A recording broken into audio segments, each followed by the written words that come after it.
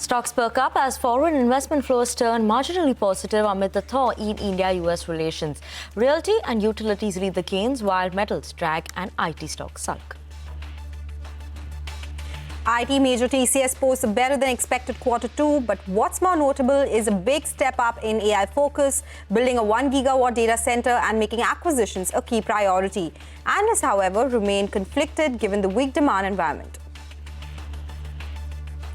The Cabinet's Appointment Committee has revised guidelines for appointing directors and CEOs at public sector banks, paving the way for SBI to induct one of four managing directors from the private sector. The move marks a significant shift in PSU banks' appointments. The Indian auto industry may approach the government for assistance in sourcing rare earth magnets after China says it will impose fresh controls on export of 5 categories of rare earth magnets from November 8. Prime Minister Narendra Modi called US President Donald Trump and congratulated him on clinching the Gaza peace plan. He also says they reviewed the good progress in trade negotiations and agreed to stay in close touch.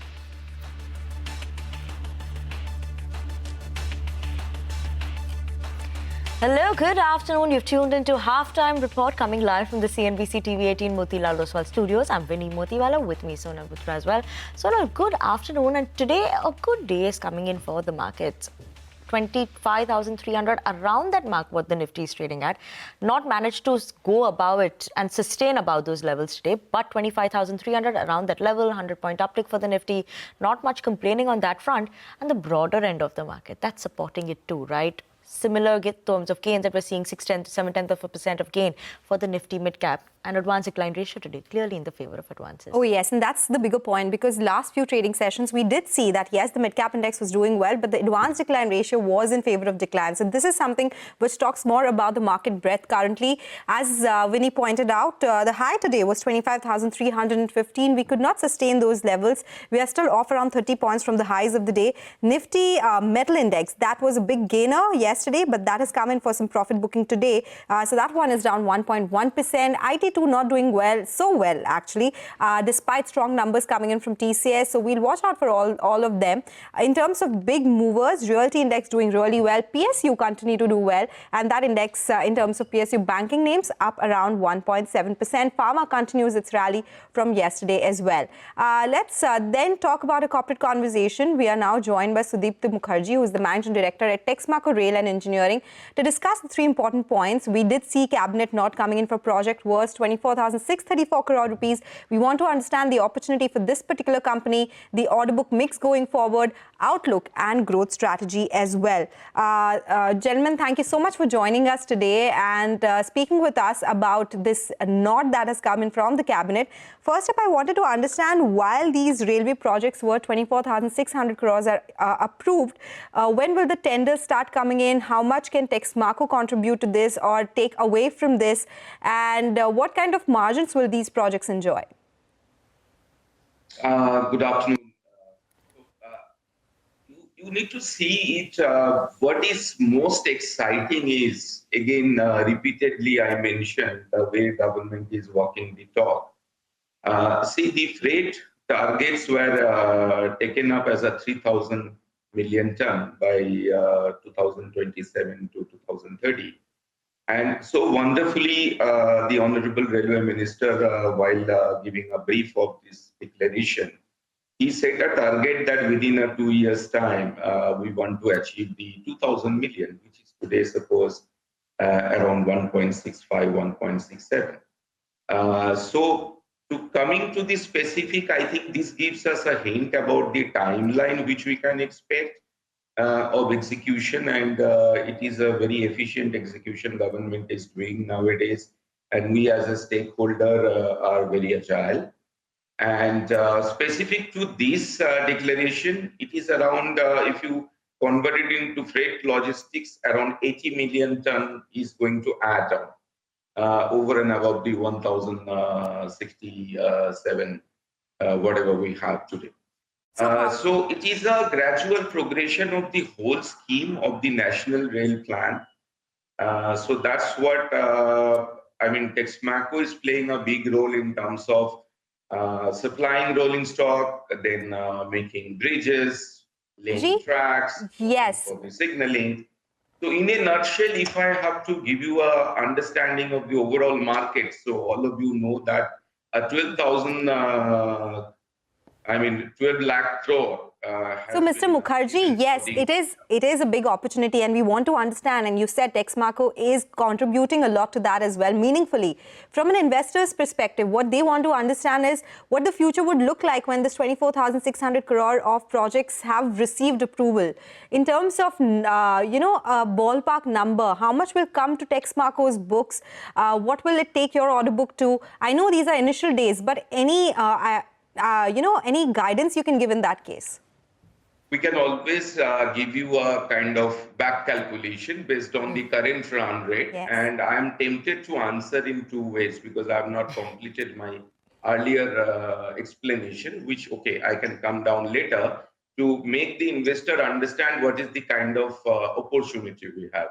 Now, specific to this project, I mean, if you back calculate, these things will ensure procurement of wagons on an average on the present capacity of haulage, around 20,000 wagons railway has to induct additionally. So that's an opportunity. And if you see that Texmaco has been the largest supplier to Indian Railway considering a couple of quarters and last year. And yearly we supplied last around 11,600, 10,600, and our capacity being around 15,000 wagons. So this will, of course, would be for a year consecutive if it goes on. So around 15-20% of our whole capacity, which can be adopted into wagon supply. In terms of railway track laying, we are one of the significant players. And so as the bridges, so we see a huge chunk of work coming towards us. And combining it with the whole scheme of things of 12 lakh crore, we envisage that Texmaco has a play in a government spend of around 2.5 to 3 lakh crore in tenders in the coming 4 to 5 years time, where we can supply rolling stock, we can work in the EPC and rail infra, including track laying, bridges, signaling, and the hydromechanical projects. Okay. Mr. Mukherjee, what I also want to understand, there are a lot of order wins that have come in the month of September as well. And which we obviously spoken to you about the RVNL MOU that you all had signed together as well. Talk to me about the outlook in terms of order book. What is your capacity utilization currently? And would you require some capacity expansion given that you have so many new orders that have come in as well? Does that also is something that you all are looking at? See, as I have mentioned that we are the highest supplier to Indian Railways so far the rolling stock is concerned, and we are continuing to do that. While I say so, with our present capacity that meets around 70-75% of the capacity. But now with the acquisition of the erstwhile Jindal Rail and merging with Texmaco, and with our present, upcoming new wagon project with the European Association, which will be up by this financial year. So we are poised so far rolling stock is concerned into a level which we feel that goes very well in a range of 35 to 40% requirement of the country's overall rolling stock in the coming days. And so far the other businesses are concerned, we have significantly diversified and invested in our foundry, and we are one of the largest foundry in the world today, supplying to the rest of the continents. And the highest export out of India. And so, Mr. Mukherjee, on businesses forward, that it may call for certain capacity expansion on our growth ambitions, and which we are very much evaluating actively. So, Mr. Mukherjee, you spoke about various businesses you are in now. We also want to understand about the export opportunity. How much bigger can it get? What is it currently as a percentage of overall revenues, and how much can you grow it by? We just need these two numbers, sir. So we were in a stage of around 500 crores in a turnover of 3,500. And with the current outlook, and last year, of course, we did around 5,100, but still the export remained around 500 crore. So we see a significant year-on-year growth, minimum 20 to 25% in the coming years, consistent basis. Okay, we'll keep an eye out on that growth number, sir. Thank you so much for joining us this afternoon. Hope to talk to you after your numbers as well of Q2 FY26. Thank you so much for joining us this afternoon. But on that note, we're going to slip into a very short break. On the other side, we have Hiten Mistry from Aquarius Capital joining us to discuss the festive trends, post-GST rate cuts, a lot of deal activities that have happened in the consumption side as well. So we'll be discussing all of that with him.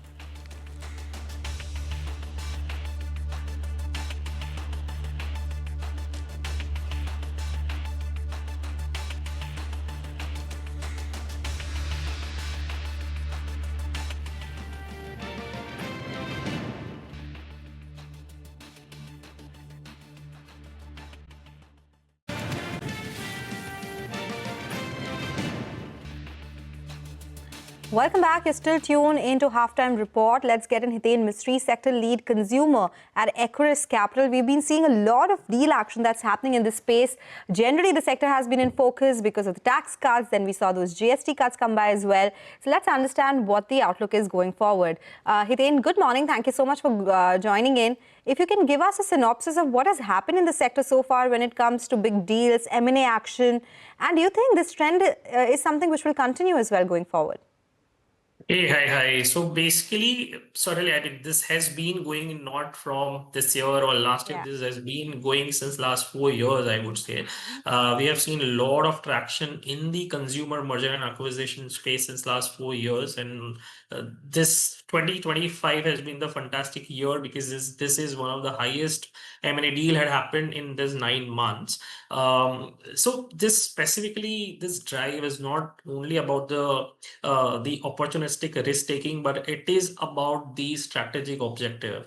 Let me paint a very brief picture. Post COVID, if we see that, or during COVID, we see that Thrasher kind of a model came in India, and they started acquiring consumer brands who are doing a lot of business through the online channels. Slowly, gradually, large FMCG company has also came into the picture. They took like 3 approaches. One approach, they started acquiring new age brands. However, they should have the presence through omni-channel. Second approach, they acquiring in the regional specific brands where they have a very, very strong presence in 1 or 2 states. A third approach, they acquiring brands in the global market also. So this is a brief picture I want to paint for our viewers about the consumer merger and acquisition. And all these 3-4 pillars who really drove the M&A activity in India. Absolutely, Hiten. Those 3-4 pillars are the key ones, right? New age was that trend where you had everything related to new age that was doing well, and everyone was looking, even big companies look to acquire these new age companies. I just want to understand more in terms of ethos now that you're seeing coming in from these acquisition fronts. Is it still more focused on new age, or are you seeing a bit of a change in terms of trends, valuations? How are they shaping up as well? So, see, valuation parameters are very, very different because consumer sector, if you will see, there are 50 sub-sectors are there, right? Personal care, food, retail, etc., apparels. So you'll find a different 50 sub-segment in a consumer. So commenting on a valuation would be really difficult at this juncture. But yeah, the parameters are a revenue multiple and a EBITDA multiple. But I would say what are the shaping up is firstly about the premiumization. India's per capita income has been increasing. People are looking. Firstly, I would like to say there are 60% Indian population has the purchasing power today, right? Out of that 35-40% is the millennial and the 20-25% is Gen Z who will be really driving the consumer space. If I talk about the merger and acquisition, what exactly shaping up about the premiumization? direct to consumer agility, as you rightly said, new age brand, and the contribution coming up from the large FMCG company, as I mentioned in our initial conversation. For example, FMCG companies are doing well in the western part of India. Entering into southern part of India is difficult for them, so they will be acquiring regional specific brand in the personal care, food space. We have seen in the recent past, like this a large FMCG company has acquired all this regional specific brand and the new age brand, because new age brand has that kind of the technology, I would say, and conventional FMCG company will not be able to move towards that kind of a technology, hence they are acquiring the technology led brand. So, Hiten, you mentioned that the consumption power has increased a lot across the country, and premiumization also has. But some of the rural trends suggest otherwise. Are you seeing some growth coming from rural as well? Not some. I mean, is it at par with urban? There was a point in time when rural was exceeding urban, but that seems to have been done away with, right? Yeah, so if you see in the consumer trend, lot of consumer companies, and I would say consumer pharma company has also acquired uh, tier 2, tier 3 cities brand where they have a very strong penetration. And Indian public has a different taste region wise. Specifically, if you see about the spices industry, where like every region has their own taste of spices, right? So the rural, if the companies, large FMCG companies wants to acquire regional brand, their idea is to make those regional brand to national brand. So with that idea, they are acquiring the rural specific brands, and the consumption will certainly will come from the rural a lot. Right. In personal care space, also many consumer companies has acquired Eastern-based brand or a Southern-based brand who are very very regional in their and they are dominating a 40% plus market share in those region. Hiten, in the consumption story, while obviously I was reading your report and there were a lot of deals that happened in September itself, around 10 deals, right? So what are we talking about now? Is it more on the staple side, discretionary side? What sort of deals are you looking at right now or are in talks right now? So, as I mentioned, consumer has a lot of subsectors, and if we see the data also, that 115 deals that had happened till date, it's fairly divided into like 20% each of a four categories contributed 20% each. That is home care, consumer service. I will include the personal care under consumer services, apparel, and food and beverages. So all categories have contributed 20% each. And the trend will be similarly in this space. Like they'll be contributing in personal care and food space because whenever it comes per capita increase or people had that purchasing power, they'll be able to spend more on the food and beverages space a lot. Secondly, on personal care, and third, I would say on the apparel category. This way, people generally, I'm telling you the spending cycle of consumer. So they will be spending on food much, then personal care, and then apparel.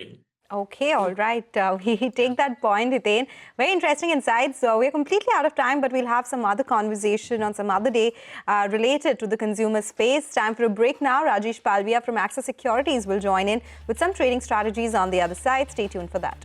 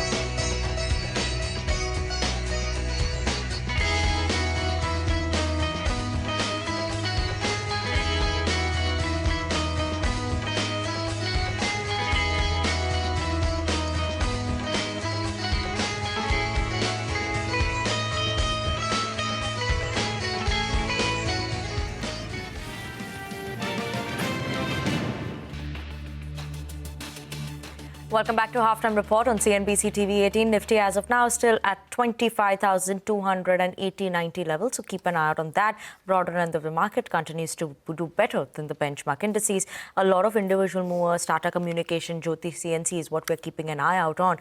But a whole host of other stocks are also buzzing in trade. And to take us through all of that, we have Vivek joining in with us. Vivek, afternoon. Well, good afternoon. Thank you so much for that. Well, advanced decline ratio very strong, and we have to start off with the Nifty Pharma Index. The pharma stocks have surged, especially in the last hour or so, given the fact that there appears to have been the US Biosecure Act, albeit in a watered-down version. It appears to have been passed by the US Senate. On the back of that, all of the Indian CDMO companies that you can see on your screen and a whole host of other names too are up anywhere between 1 to 6%. The other set of stocks that are doing quite well is the entire banking pack. PSU banks especially doing very well. And along with that, Yes Bank too today higher by over 6.5%, PNB up over 2%.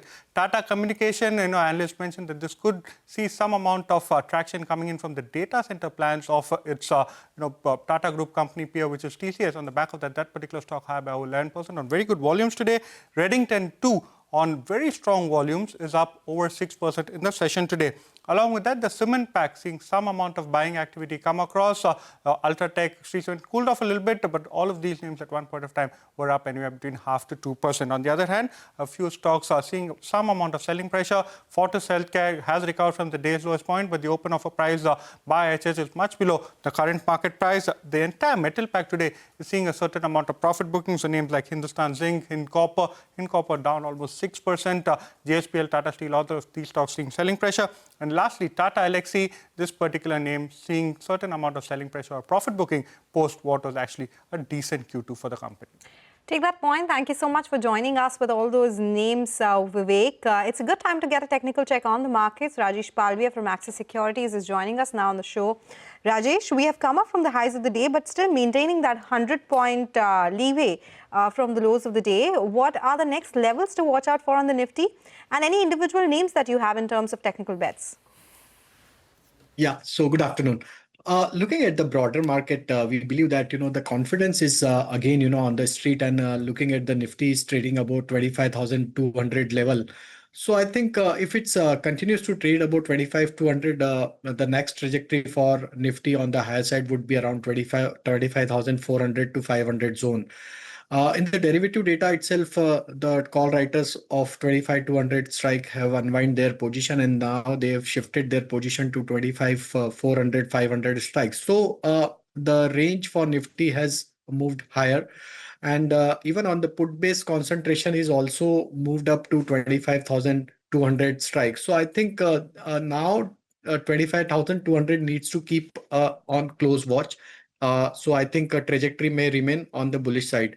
For Bank Nifty, we have seen a strong short covering action, and looking at this short covering, we believe that, Bank Nifty can extend its gain, and 57,000 to 57,200 would be the next target for Bank Nifty in the continuation of this up move, as large cap banking stocks are now contributing to this upward momentum. So till Bank Nifty is holding above 56,300 mark, I think one should remain on the long side of trade for upside target of 57,000, 57,200.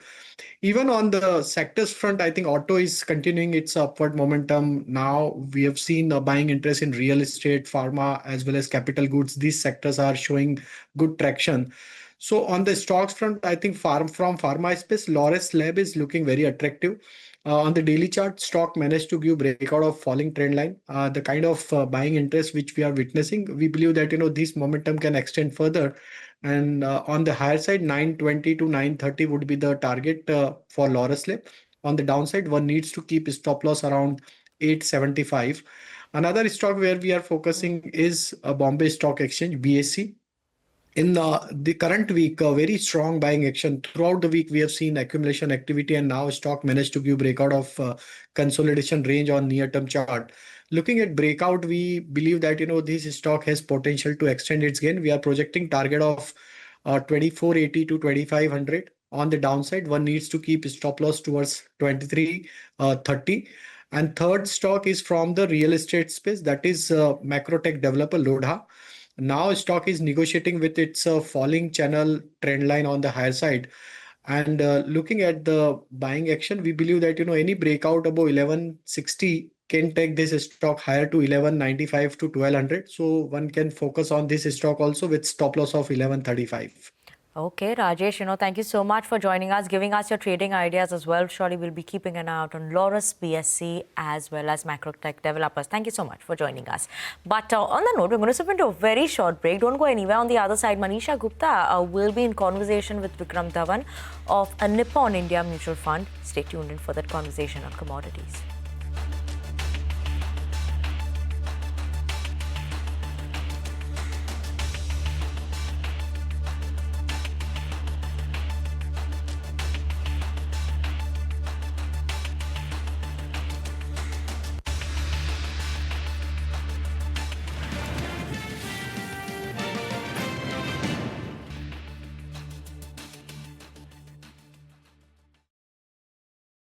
Welcome back. And Vikram Dhawan is Head Commodities and Fund Manager at Nippon India Mutual Fund. Vikram, hi, thank you so much for joining in. The headline clearly comes in from silver. Would want to really understand on how is silver ETF trading at such huge premium when the silver prices are where they are. Thank you, Manisha, for inviting me on your show. There is a massive global reset which is happening in the asset allocation globally. We have been seeing central banks diversifying against the US dollar for quite some time now. And now we are seeing the same kind of, asset allocation reset happening in the individual, private, and institutional portfolios. And silver, with its strong fundamentals, because of the green tech demand, is also benefiting from this, a big reset in asset allocation. Now, when you talk about premium, it's very important to understand what is happening in the market today. Today, there is a 4 to 5% difference in price between New York and London. There are, whether you go to Shanghai, Dubai, or Singapore, any of the trading hubs, there is, a shortage of material. There are premiums available. So I think when you talk about premium, if you're comparing the price with the LBMA benchmark, then unfortunately the LBMA benchmark is broken. It is not something which should be used as, as a benchmark for for valuing, because none of the material is being traded at that price. That remains a spot indication. The rest of the world is trading in variation of premiums above it. So I think if you talk about these silver ETFs in India, see, we are a very small market. We are a very small part of the entire ecosystem. Silver ETFs, as we have discussed in your show earlier, still today 90-95% of the consumption of silver occurs in physical form. So effectively, the ETFs, silver ETFs, are price takers, not givers. We are just a messenger. The domestic market is at a premium, 5%, 10%, it is fluctuating. And the silver ETFs are reflection of that. So we are the messenger of the physical market of India. Vikram, I get that, but what happened yesterday was way out of line, would you say? Because in the international markets as well, there are silver ETFs and there are gold ETFs, and they were trading at a 1 to 2 or 3% max premium. In the Indian market, silver premium for ETFs went as high as 5, 10, 12% at one point in time for a couple of those ETFs. How would you read that? And would you say that there needs to be perhaps some kind of a circuit that you need to work on in sense of underlying commodity and the kind of premium that the ETFs can go up to? Not really, Manisha, because when you say 10-12% premium over which price? Again, I said the London LBMA benchmark is broken. Nobody is buying and selling material at that price. It remains a theoretical benchmark. We can humor ourselves by taking it as a benchmark, but the fact remains, there's no material available at that price across the world. So effectively, yesterday, whatever premiums you were seeing in silver ETF were actually equivalent to, if not less than, the physical market. The Indian physical market is at a premium. And just to reiterate, we're not in isolation. The whole world is trading because at premium because of the culmination of many years of deficit that we have seen in silver. So I think it's very important for the investors to understand that if you're calculating premium over the LBMA mark, then obviously it is not something which is the correct picture. All right. So Vikram, are you telling me that this was fair market that we saw yesterday? A yes or a no? Absolutely, because as long as there is no dislocation between the ETF prices and the physical market in India, there is no problem. Because our mandate is to shadow the physical prices in India. And the fact that the arbitraging wasn't happening is a clear indication that there was no arbitrage available between physical market and ETF market. Just imagine, Manisha, if the ETFs were available at a hefty premium or a discount at the physical market, there is enough money and brains in this country to arbitrage and take profit out of it. Agree. And that is silver on your screen, back yet again 2% higher. So $50 is back on our screen. This continues to be very, very volatile, Vikram. If we had to look at this current year of the 3 quarters in calendar year that we have seen, how much inflows would you see gold seeing? And would you say silver is outperforming, not just in price sense, but in sense of inflows as well? So, Manisha, there was various studies which were done as recent as last year, middle of last year, where it was clear that the managed money, global managed money, was either underweight on precious metals or had no holding. So as I mentioned about the great reset in the portfolio allocation, so from nothing, we are moving to some sort of an allocation. But again, it is very difficult. What is the target the private investor institutions have? Is it 5%, 10%? We don't know. But as long as this reset continues, we can all humor ourselves with macros and technicals and analysis. But the thing is, till the time this asset reset doesn't conclude, you will see a similar kind of market continuing. Interesting. Okay, all right. Thank you, Manisha, and thank you, Vikram, for taking us to this conversation, because it was an interesting phenomenon that took place yesterday. Silver ETFs trading at a premium to the commodity price that we see in the country. With that, we'll do one thing. We'll slip into a short break. When we come back, we'll talk about more stocks and specific news action that we are seeing. Stay tuned for that.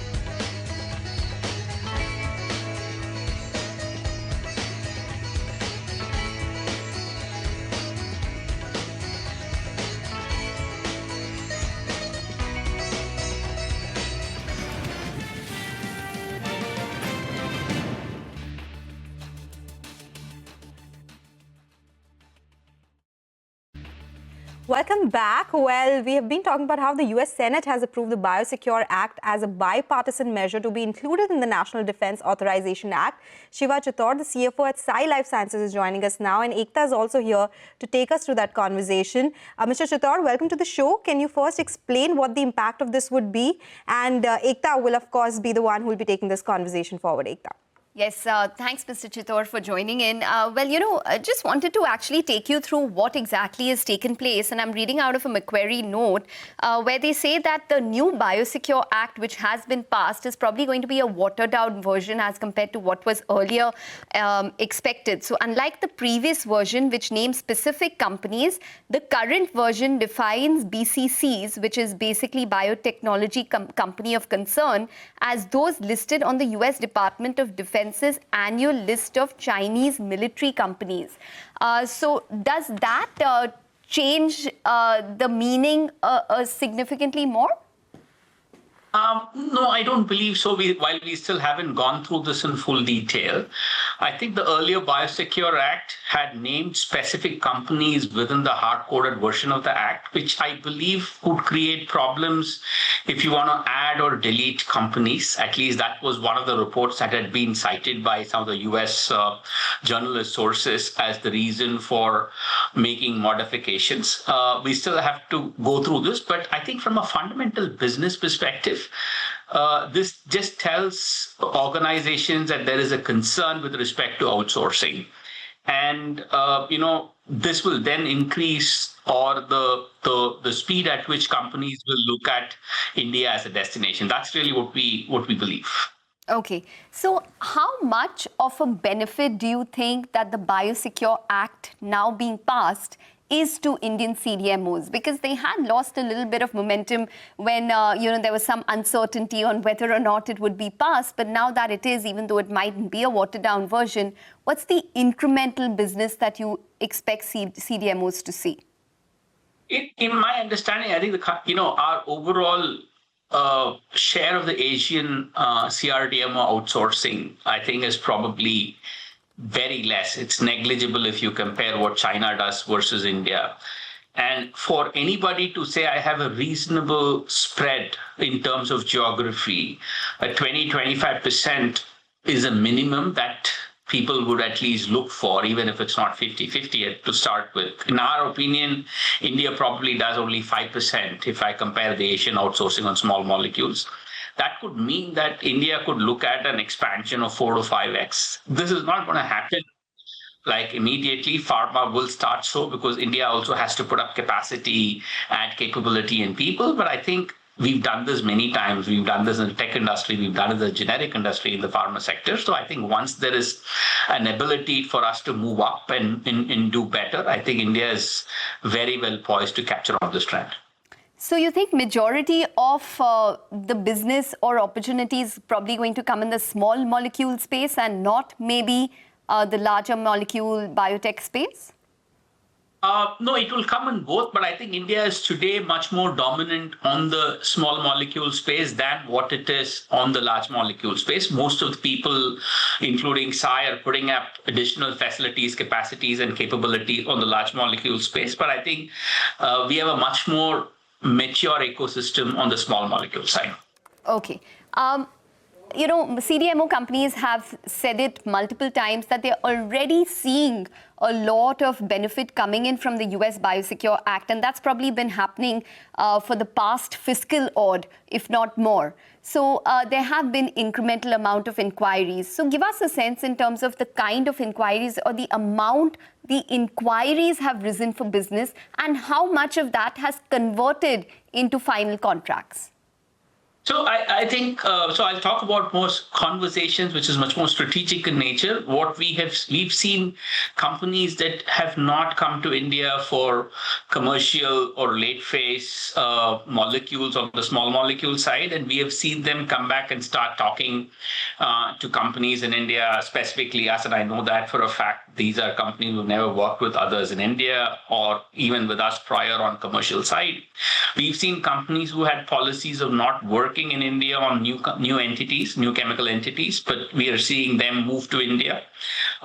So the conversations that we are seeing today are much more strategic in terms of how people are looking at India. It's not about a pair of hands and I will give you something that I don't want to outsource to China just to show a smaller diversification, but it's much more strategic in nature in terms of conversations, in terms of molecules, in terms of work that they want to do, in terms of how they would want to build India. India needs to, we or in the industry needs to take some amount of learning, some amount of capacity building to get there. But I think we are seeing signs of pharma treating us as much more strategic partners. Okay. You spoke about scale. Is India ready to take on the opportunity? Because the difference that a lot of the companies do, point out between, say, Chinese infrastructure and Indian infrastructure is that they have the infrastructure ready. You just need to come and start your work. Are we in that position as yet to be able to service the kind of demand that we might be seeing?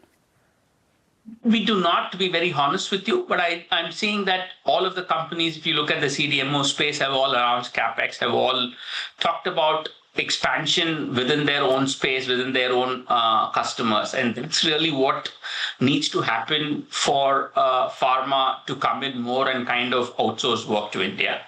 And India has done this scale up successfully the generic side, 20 years, 25 years ago, where we were in terms of scale to where we are in scale, we've not shied away from adding scale where there is a need, demand, and willingness from the other side to kind of help us grow. Okay. So if we were to have this conversation, maybe a year from now, how much do you think business could have incrementally increased for the CDMO space? Kind of difficult to say in a year's time, Ekta. I think pharma takes a little bit of time to kind of pick partners before they would kind of go and decide on one or two of their partners in India. I believe that process will happen in 12, 18 months. That's really how we are seeing pharma talking to all of us in India. And I think that will then, the next 3 years probably will kind of tell you how fast these companies can go.